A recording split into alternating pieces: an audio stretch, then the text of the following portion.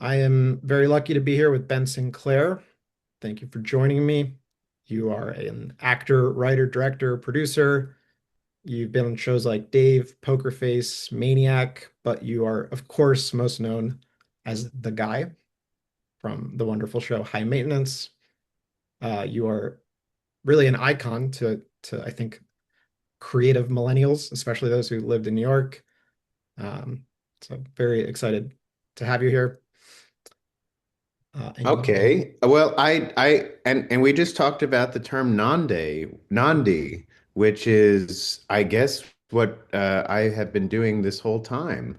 And yeah, really happy to talk about this topic of just like not waiting for permission and then asking forgiveness maybe if you have to, but generally, yeah, I'm really happy to be here and giving back to the I've been kind of quiet for the past 5 years or 6 years since COVID, so it's really this is like the first podcast I've done in quite a while. awesome. Yeah, I mean, you popped up on Substack and was like, it was a familiar face, and it was very nice to see you and hear what you've I been love doing. Substack. I'm loving it so far. It's we talked about like being thoughtful about your speech, and I notice in podcasts I hear people like not being thoughtful and just saying words, more words, and I love the thoughtful quality of Substack that people are trying to gather and organize their thoughts before they present them. So, yeah. Yeah, I think like that long form writing is it's a barrier that's a good barrier. And it Yes. invites thoughtfulness to the And point. keeps the illiterates out. Right. Um, all right. So your topic is shifting to experiential entertainment.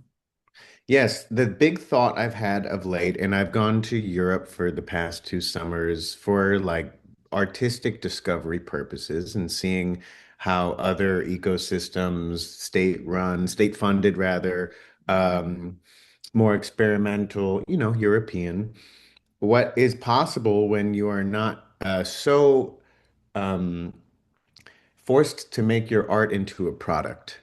Uh, I was able to hold on to High Maintenance as an art form when it went to HBO, and we weren't making a product. And it was very clear that we weren't making a product. But every time I've tried to pitch a show since then, it's been about how to get the celebrity, what thinking about the marketing while you're pitching.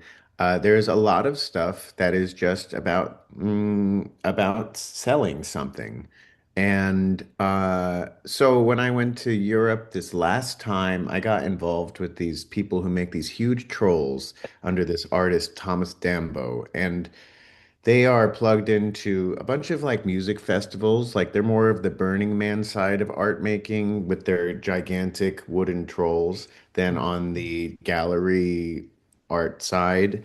And I would go to these festivals. There was one called Garbage in Poland that has a lot of live performance stuff. This weird group called Mahala, it was like kind of imitating a cult experience there. And and I just see how people are willing to participate in long duration art experiences, whether it be a music festival or something like that. It's usually music that people will block out a week of their time for. And then there is also the spiritual or self-improvement arena where people are willing to block out a week of their time for a yoga retreat or an ayahuasca retreat or something that guarantees some expansion of self to that seems more holistic and therapeutic. So these are things that, or like, like a vacation where you don't have any programming at all and you end up just looking at your phone. These are like long duration events that people are willing to attend. Yeah. Except I haven't seen anything in the theatrical or film narrative kind of event that people, just audience members, are willing to put themselves into this strange situation where they are both the characters, performers, and audience. It's kind of like LARPing. You do kind of see it, and there's places in England where what do you call it? The romanticy people try to stay at an abbey and do Bridgerton. And I did talk to some people who do LARPing in Europe, which is like very Viking based, anachronistic retellings of usually epic battles. You got the Civil War reenactors, you have your Renaissance festivals. You do have these things that have um, their place, but I have not yet seen essentially a long duration performance that I would actually be attracted to because the story would attract me. I guess when I think of Punch Drunk Productions, Sleep No More, like that comes close. It was a one night only thing, and I really enjoyed exploring that space on myself, but I didn't feel like a part of the show necessarily. So I do think that as when we started high maintenance, there was no algorithm yet. Yeah. We were able to use the critics that we knew and our communities. Yes, there was social media then, but as creators, we didn't do very much to promote the web series. We just wrote an email to our friends and said, watch it or don't, we'll never know.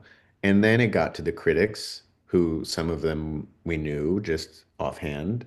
And Katya was involved in casting, so there was exposure to the entertainment industry. We weren't in the middle of nowhere doing this, but we weren't sifted by an algorithm.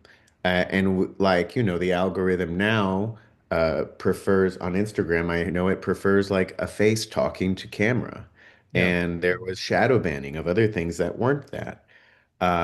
And so we're so splintered in our niche tastes by this algorithm that I actually don't know that anything that is on a screen can avoid this algorithm anymore, which is why I'm interested in experiences because I think the screen itself, while like what a wonderful container for this past century of narrative telling, really wonderful box. Yeah. Can't I don't I don't I think that the the situation is now that we are so inundated with screens and that your movie is attached to everything else that exists on the internet, and you're competing for the audience's attention on this screen with all of those other things that when you get to a non-D enterprise, you're eventually like, of course, funding it is a big pain in the ass, but then distribution is Yeah. the other thing. What am I going to put it on like Prime and it's going to fall so it's like I am sort of hopeless about that whole enterprise. Not hopeless, but you're gonna have to, if unless you cut through like Barbarian, which even, movies like that, which were so cheap, or you could say The Brutalist was like whatever, but this is like for inside players using a democratized technology that was democratized 20, 25 years ago for everyone else to make things, but there is still this gatekeeping happen by like a very small group of billionaires who are building these algorithms who get to decide who gets the attention. So I still have not started the 20-minute timer, but I'm going to now Okay, fair enough. because I Okay. want to get into this.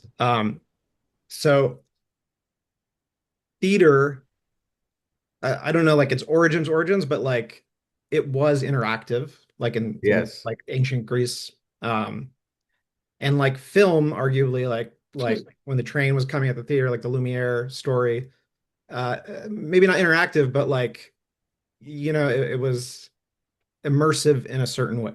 Piano players, you were Exactly. Yes. all together. Yes. Yeah, it was that was a big shift. I read Kurosawa's biography, and his brother was I guess like a pianist for or Hmm. whatever the musician who played along with silent films, and then sound came, and like his career was like completely destroyed, and like he had like a very sad life after the fact because his career no longer existed. But yes, this was all like social, and I guess one of the things that I wonder and that I get the sense that you are thinking about is, did we just get to a point where the experience is so frigid and so isolating? It was never meant to be like this. You're either going to a theater but it's you don't interact with anyone at any point before or after. There's no social part to it, or you're streaming at home. Everything is completely isolated and alone. Yes. Uh, is is this how art is supposed to be experienced?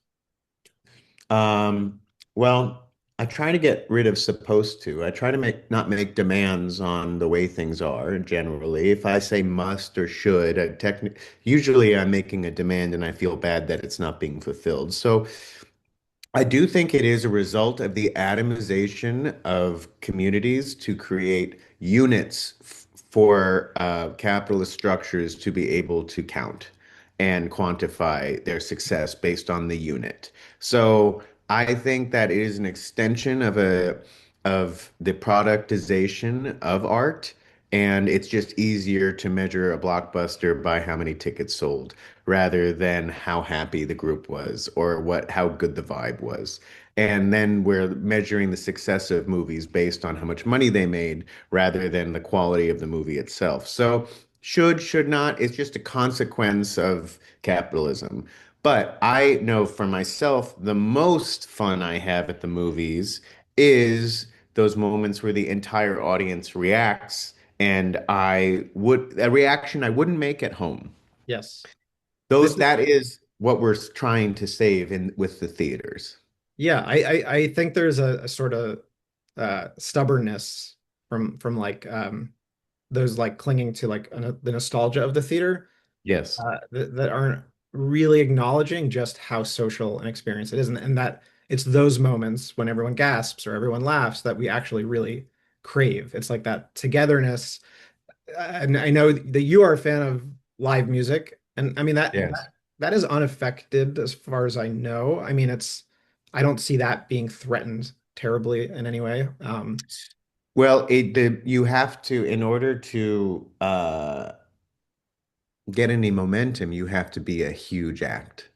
You That's know, that's fair. and that does, and those ticket prices are quite high. I Yeah, didn't talk about, like, I did a series on my fish run on New Year's Eve, but I didn't jump into like the prohibitively high cost of tickets and the kind of audience that itself selects. Uh, so there is that quality to it. And, I've tried to pitch stuff at the Sphere.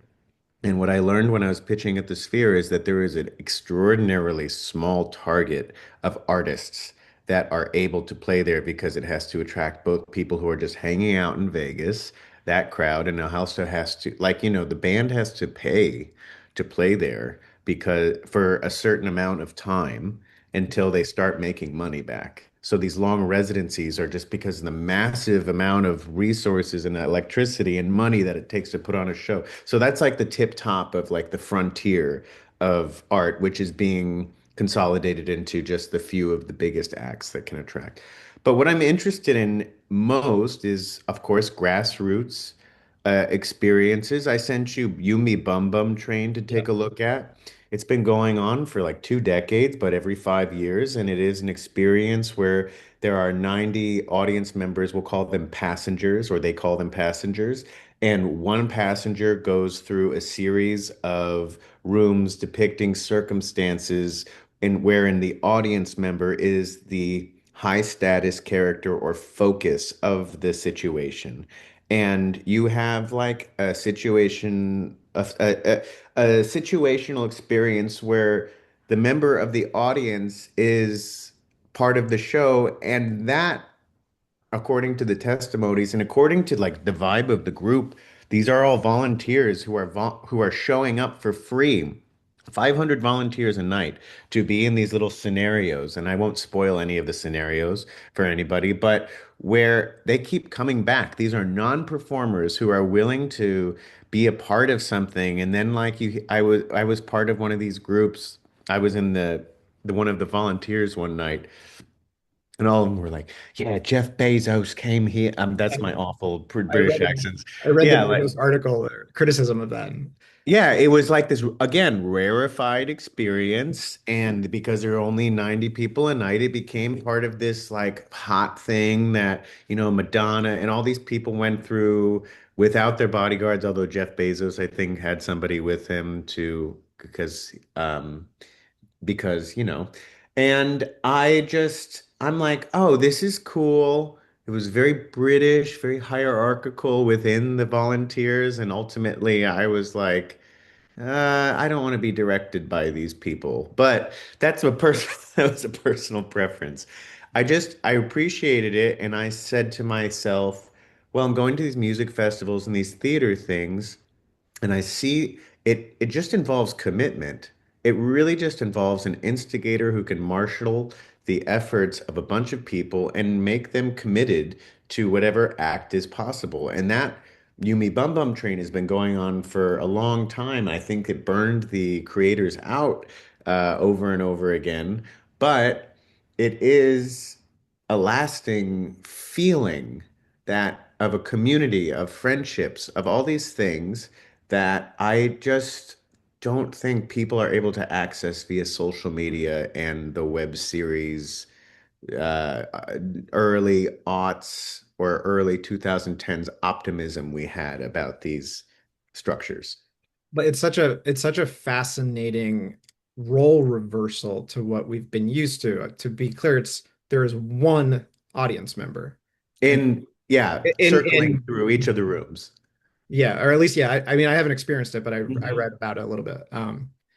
Uh, I had mentioned to you I couldn't because this is a conversation amongst non-D filmmakers and just any the whole creator economy is how do you it comes back to money. Like, how do you monetize this? Is this a realistic career for anyone?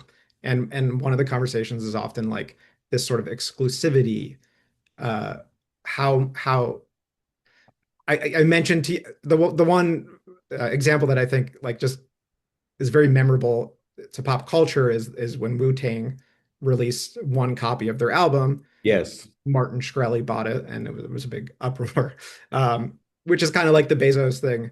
Uh, but it's something but that is different because nobody really was able to experience that album. This is fascinating in that it's the appeal is not really to be the audience, it's to be a creator, a performer, to be a part of what uh yeah, it's you know what do you say, 500?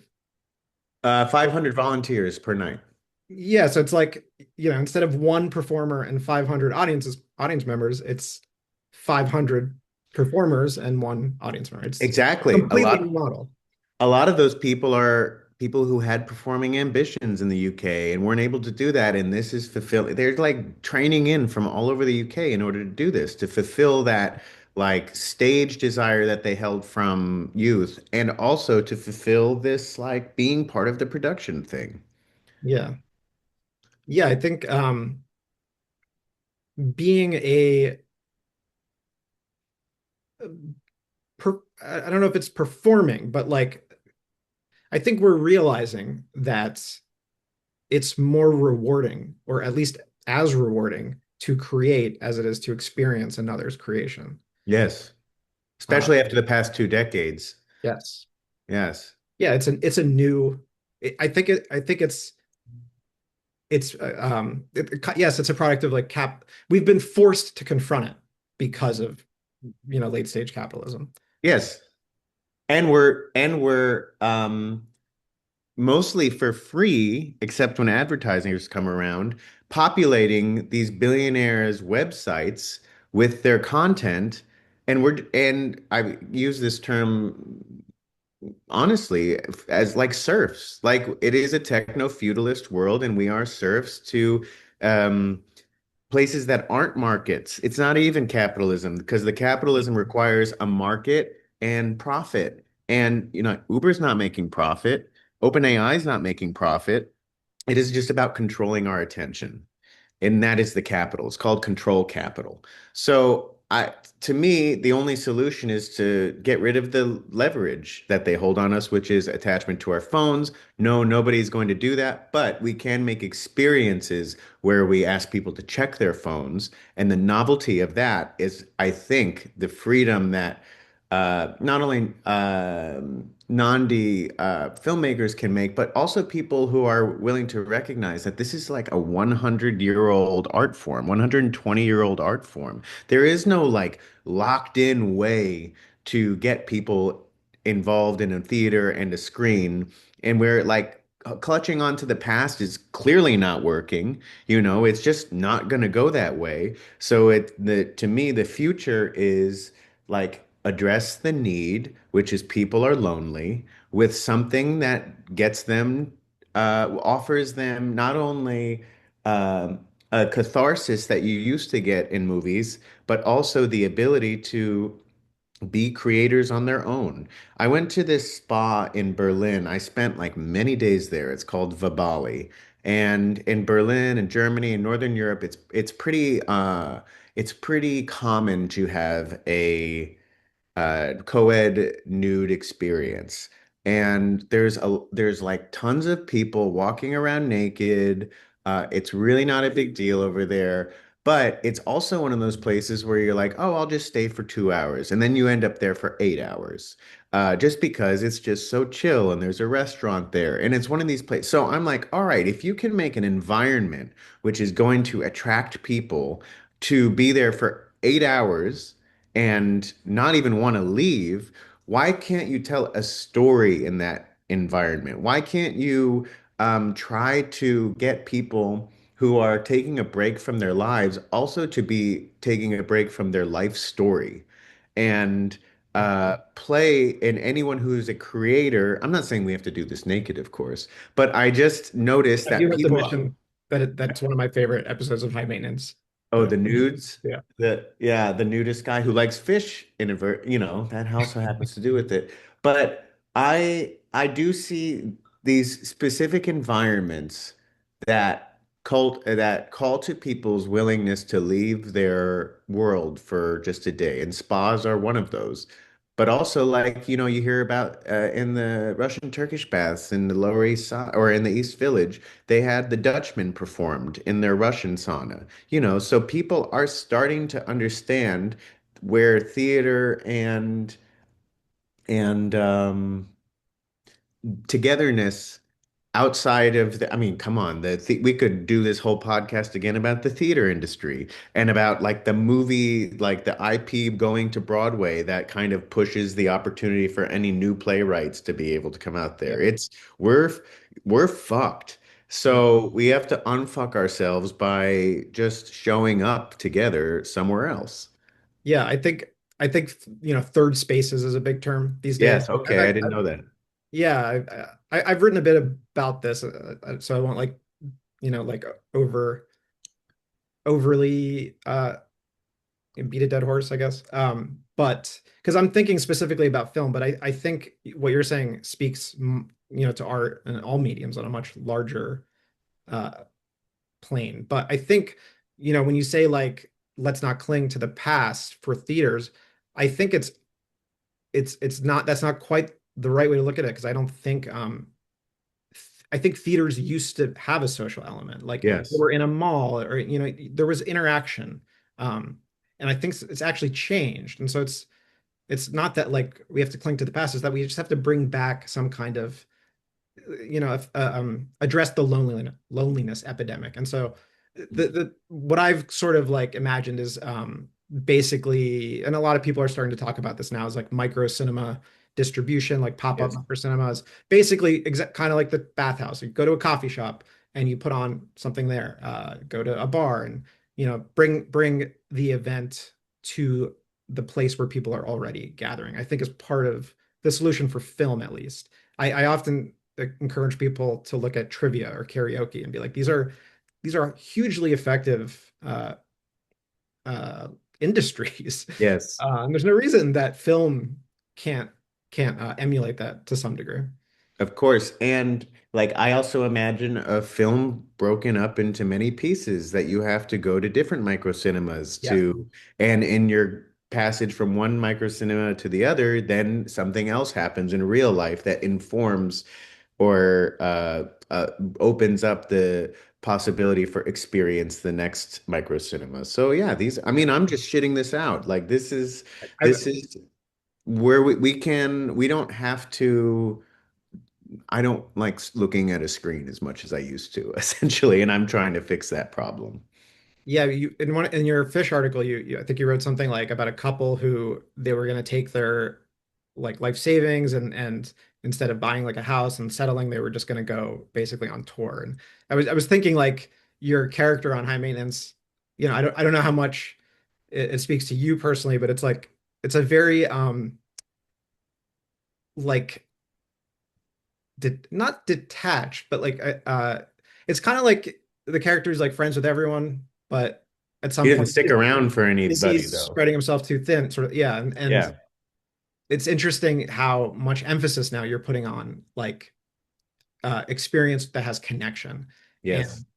And the thing that I really am curious to see how it plays out and be curious to hear your thoughts is like what is, and I think you're right to not look at it as like there's a right way, but connection can happen in so many different ways. It can be one-on-one, it can be 100 people in a room, it can be participatory. Some people might not want to, they might just want to be observers. And there's so many different ways to have these experiences, but I think the key is connection. Yes. Yeah. I mean, and I was looking through this Time magazine of like 25 best invent. There was just all these inventions that came out last year.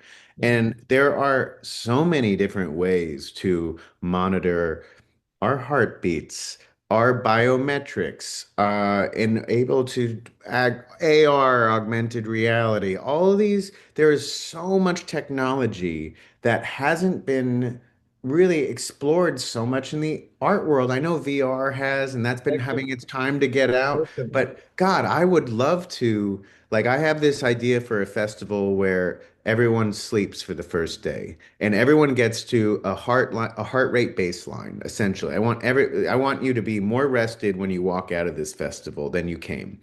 And I was thinking about these like bracelets that measure everybody's heart rate. So the average heart rate of the festival is posted throughout. And in order to unlock performances from whatever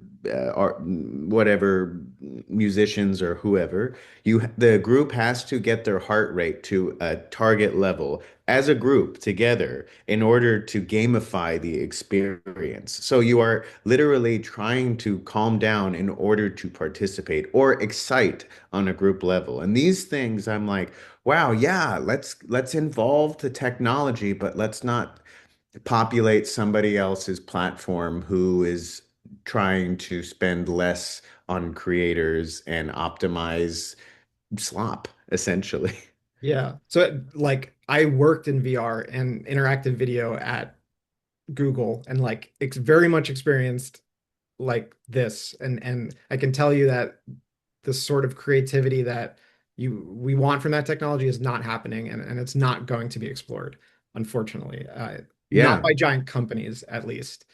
Um, and that's just a fact that I had to admit and like walk away from. Well, because you have these fucking goggles on that cut you off from everybody. You can't, like, I like the sphere, Yeah. not as like a business model or as even a what I won't, but I like it because everyone is under the same iPad screen.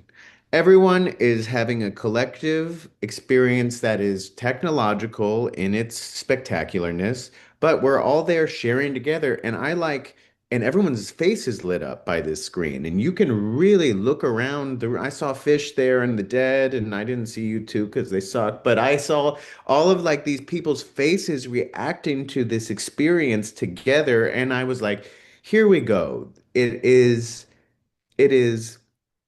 um being next to a physical body, and also the sound is so good there that you can talk at a normal level next to the person next to you and not have to scream and not hear, you know what I mean? It is built for a communal experience. And I don't know, I wish it was more accessible to artists who were willing to try things out. And I'm not saying it's not, but in my experience, it has been hard to get in. Yeah. We have hit our 20 minutes, but I want to like the irony that I to yeah, the irony that I sort of like saw in this tech world is um the way that they connect is they go to silent retreats. Hmm. And it's I find it very ironic that like that's the only way they can feel this sort of connectedness and at peace. Or peptide raves now. They go and like optimize their Right. biometrics at these peptide raves, which are so crazy. And so I think you are like you've hit it on the nose. Like this is the future that we need. Whether it's entertainment, art, it's just this is the sort of solution to, I think, uh, the loneliness epidemic is probably the best way to put it. Yeah. Um, but like what I guess is like a sort of to part on this, like what do you think people should be doing to like First help? thing is just put down your phone. Yep. That is like the easiest first step that anybody can do is just get rid of that thing so that you can pay attention to how much beauty we're surrounded by.